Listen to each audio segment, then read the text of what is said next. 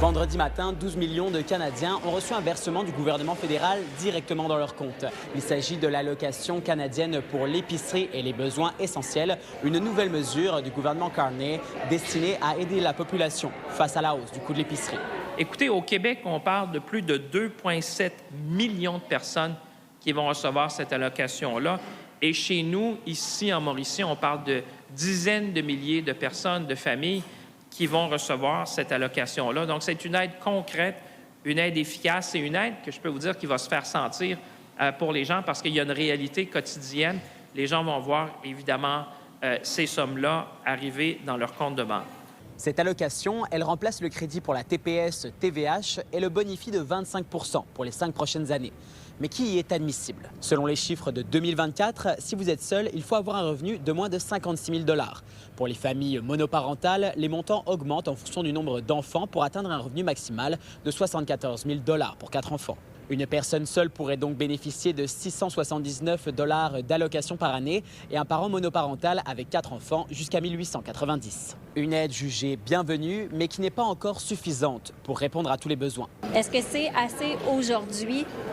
Absolument pas. Je pense que ça vient vraiment mettre un pansement, mais en même temps, là, on va prendre tous les allègements qui sont disponibles et possibles pour donner un petit coup d'espoir à ces personnes-là qui sont vraiment dans une situation de plus en plus précaire. Puis là, les gens, ça les prend par surprise, se questionnent sur est-ce que j'ai le droit de l'utiliser, est-ce que je vais le devoir plus tard, est-ce que c'est une erreur de calcul. Donc, je pense que c'est important de venir faire de l'éducation populaire sur qu'est-ce que c'est que ce montant-là, puis que ça va revenir de façon récurrente. C'est un bon début. C'est sûr qu'on ne sera jamais capable de... Tout coûte trop cher, mais c'est un pas dans la bonne direction. Puis j'ai hâte d'entendre parler mon monde, voir l'effet que ça va faire dans leur vie. Nathalie Blanchette fait partie de ceux qui ont reçu le versement de l'allocation vendredi matin. Si certains de ses proches se sont réjouis de cette surprise, selon elle, le montant est ridicule. Toi, tu as reçu le versement dans ton compte, c'est ça? Oui, dans les 200 quelque chose. Je vais pas regarder les scènes, là. Mais c'est ça. Moi, oui, sur le coup, c'est le fun pour tout le monde. On a reçu 200 quelque chose, oui. Mais comme quand tu fais le calcul, le 200 quelque chose, il est vite dépensé en... Tu sais, ça donne environ 5 $ par semaine pour aide, là. Je trouve pas. Je trouve ça ridicule. Oui, c'est ridicule pour ceux-là, les gens qui sont sur l'aide sociale. Et écoutez, les logements sont rendus au-dessus de 800 $, là. Ils devraient donner plus que ça. Sérieux, là? Selon toi, c'est pas assez? Non, c'est vraiment pas assez. C'est vraiment pas assez. Au Québec, c'est environ 2,7 millions de personnes qui profiteront de cette allocation. Les versements trimestriels commenceront dès le 3 juillet. En Mauricie, Samuel Bideau pour Nouveau Info. La GRC sollicite l'aide du public pour retracer David Fauché. L'individu de 30 ans est recherché pour un meurtre commis en août 2023 à Happy Valley Goose Bay, à Terre-Neuve-et-Labrador. Le suspect originaire de Sherbrooke pourrait aussi se trouver chez des connaissances à Trois-Rivières, Montréal et même au Mexique. Fauché pourrait se déplacer à bord d'une camionnette Chevrolet Silverado 2026 grise, immatriculée au Québec. Véloroute, sentiers pédestres et destinations gourmandes, l'Estrie est prisée par les touristes. Le nombre de visiteurs américains est en baisse dans la majorité des régions du Québec, sauf en Estrie, qui a enregistré une hausse de 7,3 % entre mai et septembre de l'an dernier. Tourisme Canton de l'Est attribue cette hausse à ses campagnes publicitaires ciblées, dont Come Hug It Out, qui a généré près de 4 millions de visites sur les plateformes web.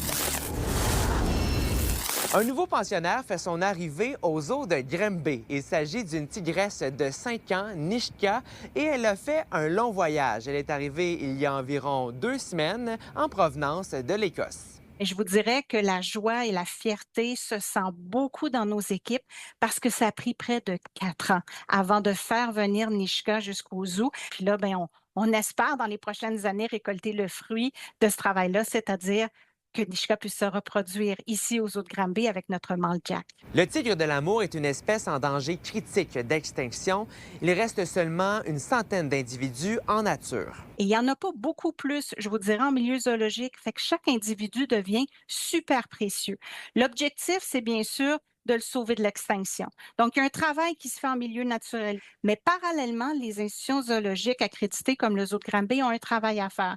Et ce travail-là, dans le fond, c'est de maintenir une population qui est génétiquement saine et viable. Vous ne pourrez pas observer Nishka tout de suite car elle doit d'abord être mise en quarantaine.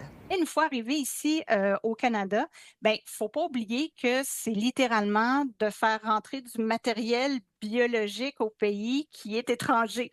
Donc, elle doit se soumettre encore une fois à une batterie de tests, mais cette fois-ci qui est commandée par, oui, nos vétérinaires, mais aussi l'Agence d'inspection des aliments du Canada pour s'assurer que cet animal-là ne risque pas de transmettre de maladies, par exemple, à nos animaux ou encore aux animaux indigènes autour. Et une fois que cette batterie de Tesla, elle est réalisée, bien là, Nishka va pouvoir à ce moment-là intégrer ses nouveaux quartiers et progressivement rencontrer son nouveau compagnon, Jack.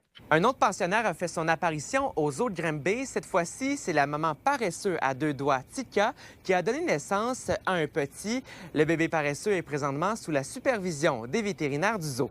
À Sherbrooke, Marc-Antoine Mailloux pour Nouveau Info. Voici les aliments à l'épicerie qui ont le plus augmenté de prix dans la dernière année. En avril 2026, en haut de la liste, on retrouve la viande. Il faudra bien choisir ses morceaux de bœuf parce que le contrefilet a bondi de 35 pour atteindre une moyenne de 42 $ le kilo. Il y a aussi une hausse de quelques dollars pour le ragoût, les surlonges, les côtes et le bœuf haché. Un autre aliment qui fait mal au portefeuille, c'est le café. Statistique Canada fait sa moyenne pour 340 grammes de café moulu, soit l'équivalent d'un sachet régulier à l'épicerie. Et là, on remarque une hausse d'environ 20 pour un total de 9,39 $. Et finalement, les fruits et légumes ne sont pas épargnés. Quand on regarde la tomate, on parle d'une hausse d'environ 30 On est passé de 4,69 à 6,18 $ le kilo. Et même la banane a légèrement augmenté de prix. Depuis 2017, on restait toujours entre 1,60 et 1,67 $. Mais là, en 2026, on a atteint 1,87 $ le kilo. Et vous, c'est quoi vos trucs pour économiser à l'épicerie? Bonjour, mon nom est Pierre Gervais. Je fais du vitrail depuis une trentaine d'années.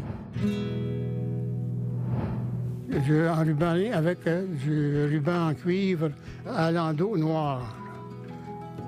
Ça, c'est ce qui va permettre de l'assembler après? Oui, c'est ça qui va permettre de le souder. D'abord, Pierre, j'aimerais que vous m'expliquiez un peu les étapes pour créer une œuvre en vitrail. Comment ça fonctionne? Bien, il faut autrement dire, être déterminé à faire quelque chose qui peut s'y prêter, et puis faire un dessin, faire 2 copies, une copie pour faire les gabarits. Puis quand le gabarit est fait, à ce moment-là, tu prends des ciseaux 3 lames, et puis on les découpe. Et puis l'autre copie sert à travailler avec le verre. Il faut marquer les verres, il faut tailler les verres, il faut ajuster les verres, meuler les verres en ajustant, etc., etc. Il y a plusieurs types d'opérations que les gens, autrement dit, n'ont pas l'idée du temps que ça peut prendre. Il faut avoir une certaine patience aussi. Hein? Si tu n'as pas la patience de faire ça, tu n'es tout de même pas commencé à faire ça. C'est tous des petits morceaux comme ça. Là. Si tu fais une pression quelconque, c'est du verre qu'on travaille, là, et puis ça peut facilement casser. Qu'est-ce qui vous inspire dans vos œuvres? Il y a un matin que tu as une idée, tout à fait. Ah oui, les idées vous viennent comme ça? Bien, je regarde aussi dans Internet. Il y a beaucoup de compagnies qui font des vitraux. Et puis, j'essaie à prendre des idées et puis les modifier en conséquence de ce que je veux avoir. Ça, c'est beau, ça, c'est beau. Ça, il faut changer ça, ou ça, changer ça, tout simplement. Et puis, c'est ça qui fait que le verre que je fais, les morceaux sont intéressants, ou, bien, pas intéressants, à faire pour moi. Parce que je ne fais pas... Vous le faites pour vous? Oui. Tu as trouvé juste la bonne affaire. Parce que faire quelque chose sur demande, j'ai de la difficulté. Parce que c'est pas une création que je peux faire, mais c'est une création que je vais faire. Ah, wow! C'est ça. Celle-là est sur le circuit des arts. Y en a-t-il une que vous êtes plus fier que d'autres? Oui, j'ai regretté de l'avoir vendue. Le titre, c'était « Comme le temps passe ». C'est tout ça ensemble. Là. Pourriez-vous la refaire? C'est ça. Ben oui, mais ça ne sera pas pareil. Non, toutes les pièces qui sont ici ont été faites une fois.